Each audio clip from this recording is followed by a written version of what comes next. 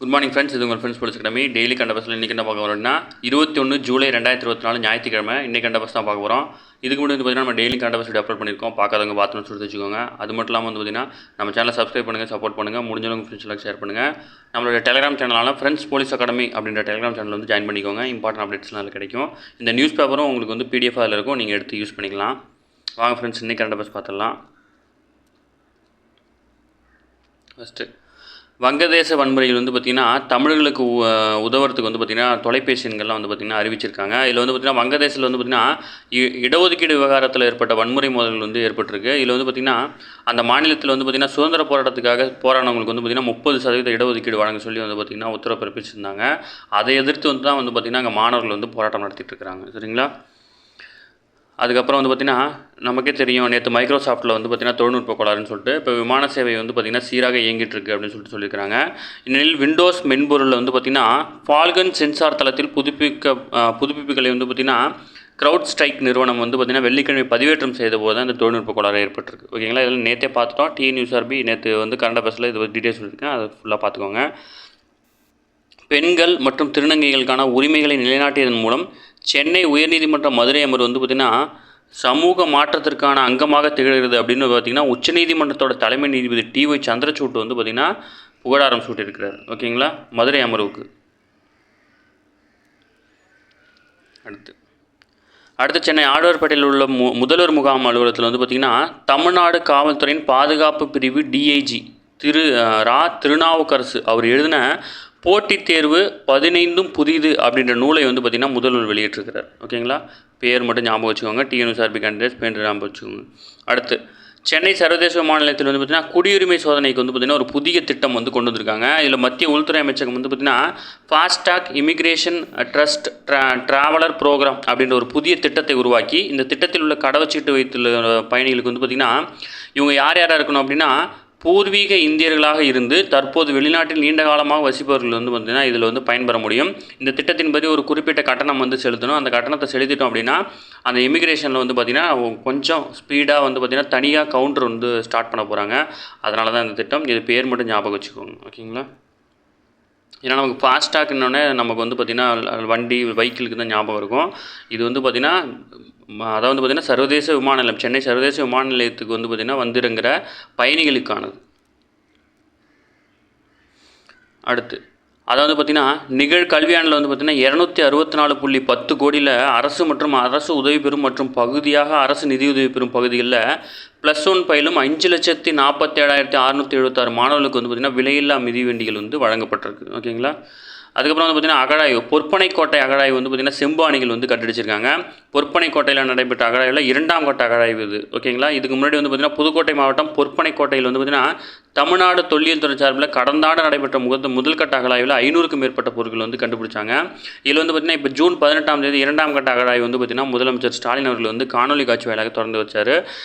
இதில் பார்த்திங்கன்னா அரண்மனை திடலுக்கு தெற்கே பார்த்திங்கன்னா ஒரு செங்கற் தளமும் கண்டுபிடிக்கப்பட்டிருக்கு. அது மட்டும் இல்லாமல் செம்புகாலான ஆணிகளும் இன்னொரு குழியில் செம்புகாலான ஆணிகளும் அப்படின்னு நிறைய கிடச்சிருக்கு. இதெல்லாம் பார்த்திங்கன்னா பொற்பனைக்கோட்டை. இது எங்கே இருக்குது அப்படின்னா புதுக்கோட்டை மாவட்டம். இதுதான் கேள்வி. ஓகேங்களா? பொற்பனைக்கோட்டை புதுக்கோட்டை மாவட்டத்தில் இருக்குது. அடுத்து தில்லியில் பிரதமர் மோடி தலைமையில் பார்த்திங்கன்னா ஜூலை 27ஆம் தேதி நிதி ஆயோக்கின் 9வது பார்த்திங்கன்னா நிர்வாக குழு கூட்டம் நடைபெற இருக்குது. ஓகேங்களா? நிதி ஆயோக்கோட 9வது நிர்வாக குழு கூட்டம் பார்த்திங்கன்னா வருகின்ற ஜூலை 27ஆம் தேதி நடைபெற இருக்குது. இதில் முதல்வர் அவர்கள் பங்கேற்க இருக்கிறார். UPSCயோட தலைவர் மனோஜ் சோனி பார்த்திங்கன்னா ராஜினாமா பண்ணிட்டார். ஓகேங்களா? இது நம்ம நியூஸ்லேயே பார்த்துருமோ, அதனால பேர் ஞாபகம் வச்சுக்கோங்க. இந்தியா நியூசிலாந்து உறவை வலுப்படுத்த பிரதமர்கள் உறுதின்னு சொல்லியிருக்காங்க. இதில் பார்த்திங்கன்னா இந்தியா நியூசிலாந்து இடையான உறவை அடுத்த கட்டத்திற்கு கொண்டு செல்ல பிரதமர் நரேந்திர மோடி அவர்களும் நியூசிலாந்து பிரதமர் கிறிஸ்டோஃபர் லக்சனும் பார்த்திங்கன்னா உறுதி பூண்டிருக்காங்க. இப்போ இந்தியாவுக்கு நியூசிலாந்துக்கு இடையான என்னென்ன டிபார்ட்மெண்ட்டில் பார்த்திங்கன்னா உறவுகள் நீடிச்சிருக்கு அப்படின்னு சொல்லிட்டு கொடுத்துருக்காங்க. வர்த்தகம், பொருளாதார ஒத்துழைப்பு, கால்நடை பராமரிப்புத்துறை, மருந்து உற்பத்தி, கல்வி, விண்வெளி உட்பட பல்வேறு துறைகளில் இருதரப்பு ஒத்துழைப்பு பார்த்திங்கன்னா அடுத்த கட்டத்துக்கு எடுத்து செல்ல ஒப்புதல் தெரிவிச்சிருக்காங்க. சரிங்களா? நிதி ஆயோக்கோட அறிக்கை பார்த்திங்கன்னா தமிழகத்தில் என்னென்னலாம் வந்து பார்த்திங்கன்னா முதலிடத்தில் இருக்குது அப்படின்னு சொல்லிட்டு பார்த்துடலாம். இது ரொம்ப முக்கியமானது. இதை நான் வந்து தனியாகவே கட் பண்ணி நம்ம டெலிகிராம் சேனலில் போகிறேன். வறுமை ஒழிப்பு உள்ளிட்ட 13 இனங்களில் வந்து பார்த்திங்கன்னா தமிழகம் வந்து முன்னிலை மாநிலமாக திகழ்கிறதா வந்து பார்த்திங்கன்னா நிதி ஆயோக் வந்து பாராட்டு தெரிவிச்சிருக்கு. 2023-24 ஆண்டுக்கான மத்திய அரசு நிதி ஆயோக் அமைப்பின் நீடித்த நிலையான வளர்ச்சி குறியீடு பற்றிய 4வது ஆய்வறிக்கை வந்து பார்த்திங்கன்னா சமீபத்தில் வந்து வெளியிடப்பட்டிருக்கு. இதில் வந்து பார்த்திங்கன்னா வறுமை ஒழிப்பில் தமிழகம் வந்து முதலிடத்தில் இருக்குது.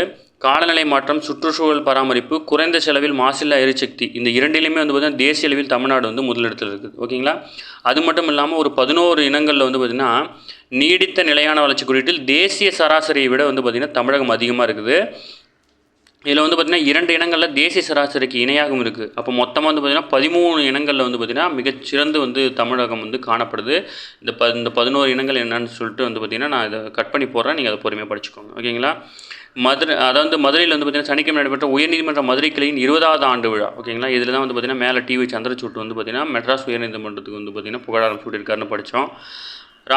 அதாவது இராணுவ தலைமை தளபதி. ஓகேங்களா? உபேந்திர துதிவேதி பேர் மட்டும் ஞாபகம் வச்சுக்கோங்க, முக்கியமானது. இராணுவ தலைமை தளபதி வந்து பார்த்திங்கன்னா உபேந்திர துதிவேதி. இது வந்து 30வது இராணுவ தலைமை தளபதியாக வந்து ஜூன் 30ஆம் தேதி தான் பதவியேற்றிருக்கிறார். ஓகேங்களா? தில்லியில் வந்து பார்த்திங்கன்னா முதல் முறையாக வந்து பார்த்திங்கன்னா உலக பாரம்பரிய குழு கூட்டம் வந்து நடைபெற இருக்குது. தில்லியில் வந்து முதல் முறையாக உலக பாரம்பரிய குழு கூட்டம், அதாவது வந்து பார்த்திங்கன்னா ஹெரிட்டேஜ் குழு கூட்டம் வந்து நடைபெற இருக்குது. 46வது அமர்வு வந்து பார்த்திங்கன்னா பிரதமர் நரேந்திர மோடி வந்து டெல்லியில் வந்து தொடங்கி வைக்கிறார். ஓகேங்களா? உலக பாரம்பரிய பட்டியலில் இடம்பெற வேண்டிய தளங்கள் குழுக்கள் இந்த குழு தான் வந்து தீர்மானிக்குது. தற்போது 157 நாடுகளில் 962 களங்களில் வந்து பார்த்திங்கன்னா பண்பாடு, மலை, எரிமலை, பாலைவனங்கள் போன்றவை வந்து இயற்கையாக இருக்கிற நினைவு சின்னங்களில் வந்து பார்த்திங்கன்னா இந்த நகரம் வந்து அங்கீகாரம் அளிச்சிட்டு வருது. இந்தியாவில் மகாராஷ்டிரம் எல்லோரா குகை, ஹம்பி, கல்ரதம் உள்ளிட்டவைகளும் வந்து பார்த்திங்கன்னா உலக பாரம்பரிய சின்னமாக இருக்குது. இந்த குழுவினுடைய 46வது அமர்வு கூட்டம் வந்து பார்த்திங்கன்னா தில்லியில் இருக்கிற பாரத் மண்டபத்தில் ஜூன் 21ஆம் தேதி முதல் 31ஆம் தேதி வரை வந்து 10 நாட்கள் வந்து நடைபெற இருக்குது. இதில் வந்து பார்த்திங்கன்னா இந்தியாவில் வந்து முதல் முறையாக நடத்தப்படுற கூட்டம் இது. ஓகேங்களா? இதை வந்து பிரதமர் நரேந்திர மோடி அவர்கள் வந்து தொடங்கி வைக்கிறாரு. இதில் யுனெஸ்கோவின் இயக்குனர் ஜெனரல் ஆட்ரி அசோலு அவரும் வந்து பார்த்திங்கன்னா கலந்துக்கிறாரு. இந்த கூட்டத்தில் வந்து பார்த்திங்கன்னா 150க்கும் மேற்பட்ட நாடுகளிலிருந்து 2000க்கும் மேற்பட்ட சர்வதேச மற்றும் தேசிய பிராந்தியங்கள் வந்து கலந்து கொள்ள இருக்கிறாங்க. கூட்டத்தோட இந்த குழுவினோட கூட்டத்தோட பாரத் மண்டபத்தில் வந்து பார்த்திங்கன்னா உலக பாரம்பரிய இளம் தொழில் வல்லுநர்கள் வந்து மன்றம் மற்றும் உலக பாரம்பரிய தள மேலாளர்கள் மன்றம் போன்ற கூட்டமும் வந்து சேர்த்து நடத்த இருக்கிறாங்க. ஓகேங்களா? முதல் முறையாக வந்து பார்த்திங்கன்னா இந்தியாவில் நடக்கிறது இதுதான் ஃபஸ்ட் டைம், அதனால் இதை ஞாபகம் வச்சுக்கோங்க. கேரளத்தில் வந்து பார்த்திங்கன்னா 14 வயது சிறுவனுக்கு வந்து பார்த்திங்கன்னா நிஃபா பாதிப்பு இருக்கதா வந்து பார்த்திங்கன்னா உறுதி பண்ணியிருக்காங்க. இதில் வந்து பார்த்திங்கன்னா கோழிக்கோடு மாவட்டத்தில் வந்து பார்த்திங்கன்னா 2018, 2021, 2023 ஆகிய ஆண்டுகளில் வந்து பதிவாகிடுச்சு. எர்ணாகுளம் மாவட்டத்தில் வந்து பார்த்திங்கன்னா 2019 பதிவாகிடுச்சு. ஓகேங்களா? இப்போ முறையாக 2024 கேரள மாநிலம் மலப்புரத்தைச் சேர்ந்த 14 வயது சிறுவனுக்கு வந்து பார்த்திங்கன்னா நிஃபா வைரஸ் தொற்று வந்து பார்த்திங்கன்னா கண்டுபிடிக்கப்பட்டிருக்கு. இந்தியாவில் வந்து பார்த்திங்கன்னா கொரோனா பெருந்தொற்று காரணமாக 2020ஆம் ஆண்டில் சுமார் 11.9 லட்சத்துக்கும் அதிகமான இறப்புகள் நிகழ்ந்திருக்கு. இது 2019 காட்டிலும் 17 அதிகம் அப்படின்னு சொல்லிட்டு ஆக்ஸ்போர்ட் பல்கலைக்கழகம் வந்து ஆய்வறிக்கை வந்து தெரிவிச்சிருக்காங்க. ஓகேங்களா? மத்திய அரசின் தேசிய குடும்ப சுகாதார ஆய்வு 5 மற்றும் அதனுடைய தரவுகளை பயன்படுத்தி பிரிட்டன் ஆக்ஸ்போர்ட் பல்கலைக்கழகத்தை சேர்ந்த பேராசிரியர்களும் ஆராய்ச்சி குழுவினரும் நடத்திய ஆய்வில் தான் வந்து பார்த்திங்கன்னா இந்த அறிக்கையை வெளியிட்டிருக்காங்க.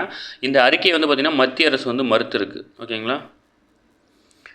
இந்திய ஆடவர் கால்பந்து அணியின் தலைமை பயிற்சியாளராக ஸ்பெயினைச் சேர்ந்த மனோலா மார்க்கெஸ் அவர் வந்து பார்த்திங்கன்னா நியமிக்கப்பட்டிருக்கார். ஓகேங்களா? முக்கியமானது இருக்கிறதுலையும் ரொம்ப முக்கியமானது இதுதான். இது தமிழகத்தை சேர்ந்ததுனால இது கண்டிப்பாக பார்த்துக்கோங்க.